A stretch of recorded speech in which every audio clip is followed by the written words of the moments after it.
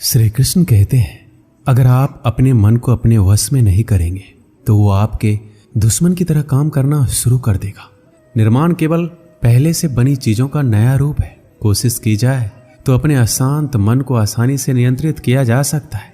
इंसान नहीं, उसका मन किसी का दोस्त या दुश्मन होता है। जो किसी दूसरों पर शक करता है उसे किसी भी जगह पर खुशी नहीं मिल सकती। आपका निराश ना होना ही परम सुख होता है।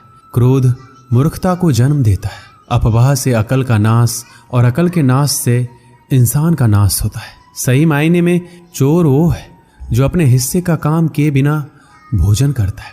कर्म करते जाओ, फल की चिंता मत करो। मन बहुत चंचल है जो इंसान के दिल में उथल पुथल कर देता है। यहाँ हर कोई खाली हाथ आया था और खाली हाथ ही इस दुनिया से जाएगा। परिवर्तन संसार का नियम है। कल जो किसी और का था आज वो तुम्हारा है, कल वो किसी और का होगा। श्री कृष्ण कहते हैं, आत्मा अमर है, इसलिए मरने की चिंता मत करो। मेरा तेरा छोटा बड़ा अपना पराया मन से मिटा दो, फिर सब तुम्हारा है और तुम सबके हो। भूत और भविष्य में नहीं, जीवन तो इस पल में है, अर्थात वर्तमान का अनुभव ही जीवन है। जो मन को नियंत्रित नहीं करते उनके लिए वह शत्रु के समान कार्य करता है। खुशियों में तो सब साथ होते हैं, असल दोस्त वही है जो दुख में साथ दे। सदैव संदेह करने वाले व्यक्ति को कभी भी सुख नहीं मिल सकता। क्रोध से भ्रम पैदा होता है, भ्रम से बुद्धि व्यग्र होती है, तब तर्क नष्ट हो जाता है। जब तर्क नष्ट होता है तब व्यक्ति का पतन हो जाता है। मन अशांत हो तो उसे नियंत्रित करना कठिन है, लेकिन अभ्यास से इसे वश में किया जा सकता है। जिसे तुम अपना समझकर मग्न हो रहे हो, बस यही प्रसन्नता तुम्हारे दुखों का कारण है। श्री कृष्ण कहते हैं, जो कोई भी जिस किसी देवता का पूजा विश्वास के साथ करने की इच्छा रखता है, मैं उसका विश्वास उसी देवता में दृढ़ कर देता हूँ। भगवान प्रत्येक वस्तु में, प्रत्येक जीव में मौजूद है।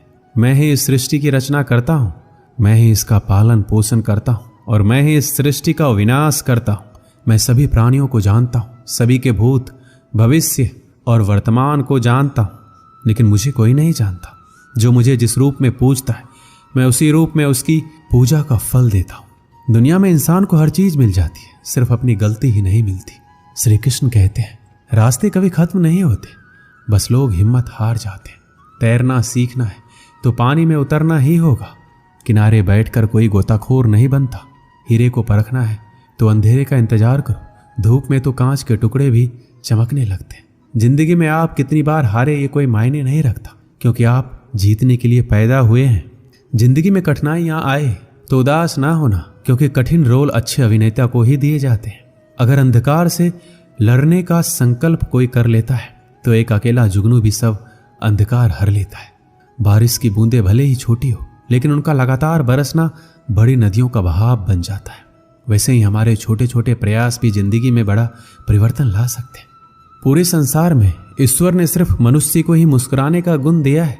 इस गुण को खोइए मत। सफल लोग रास्ते बदलते हैं, इरादे नहीं, और असफल लोग अपने इरादे ही बदल लेते हैं। सभी जीवों में केवल इंसान ही पैसा कमाता है।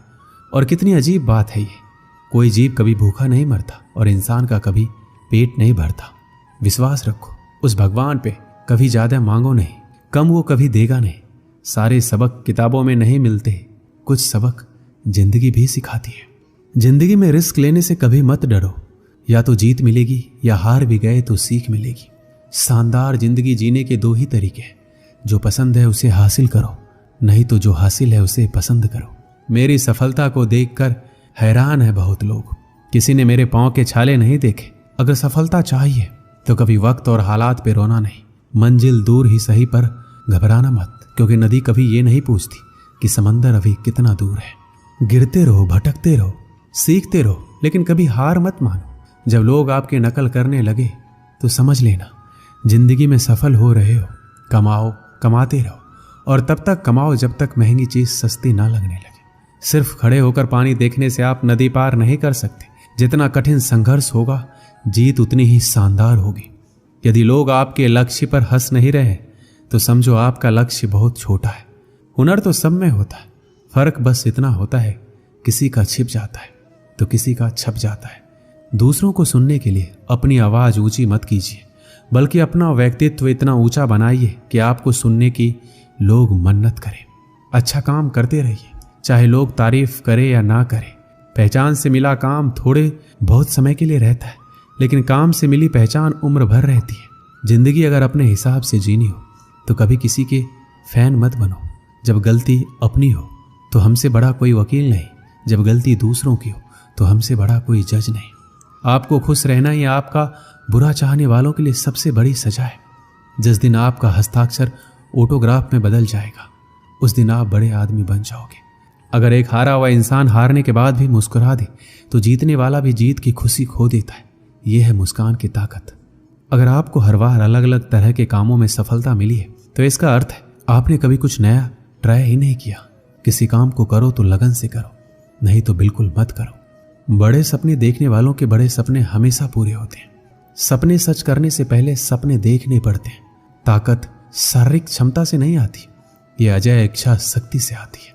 एक पिता अपने पुत्र के क्रोध से अत्यंत विचलित रहा करता था। वह देखता था कि उसका बेटा बाकी सब चीजों में बहुत अच्छा है, बहुत आज्ञाकारी है, बहुत मधुरभाषी है, लेकिन उसे क्रोध बहुत आता है। और यदि उसे किसी बात पर क्रोध आ जाए तो फिर वह किसी को भी भला बुरा कहने में संकोच नहीं रखता था। पिता ने अपने पुत्र को समझाने का एक तरीका ढूंढा। उसने अपने पुत्र को एक सुबह अपने पास बुलाया और उसे कुछ कील से भरा हुआ एक डब्बा दिया। डब्बा देते हुए अपने पुत्र से इतना पूछा, बेटा तुम मेरी एक छोटी सी बात मानोगे? पुत्र ने कहा, जरूर मानेंगे, क्या चाहते हैं आप? तो उसने अपने बेटे को कहा, तुम्हें जब भी क्रोध आए तो क्रोध पर काबू करने की कोशिश करो, लेकिन यदि फिर भी क्रोध करते हो तो एक कील इस दीवार में ठोक देना। तुम्हें दिन में जितनी बार गुस्सा आए उतनी बार इसी तरह करो। लड़के ने हामी भर दी। पहले दिन लड़के को बहुत क्रोध आया।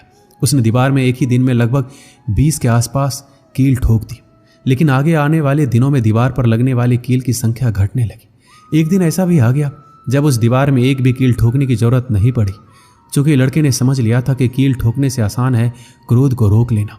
जब यह स्थिति 2-4 दिन बनी रही तो उसने अपने पिता से जाकर इस बात को कहा। अब उसे दीवार में कील ठोकने की जरूरत नहीं पड़ती है। पिता ने उसे शाबाशी दी और कहा, अब जब तुम्हें कोई कुछ कहता है और तुम्हें लगता हो कि तुमने उस खराब लगने वाली बात पर भी क्रोध करने से रोक लिया है स्वयं को, तो ऐसे हर प्रयास के लिए दीवार से एक कील निकाल लो। लड़के ने ऐसा ही किया। दिन बीतते गए। एक दिन ऐसा भी आ गया, बेटे ने दीवार से सारी कीलें हटा दी। फिर पिता को जाकर सारी बातें कही। पिता दीवार के पास आए और अपने बेटे को समझाते हुए कहा, बेटे, शब्दों के पास एक अपनी शक्ति होती है और वो शक्ति ये है कि ये वापस नहीं लिए जा सकते।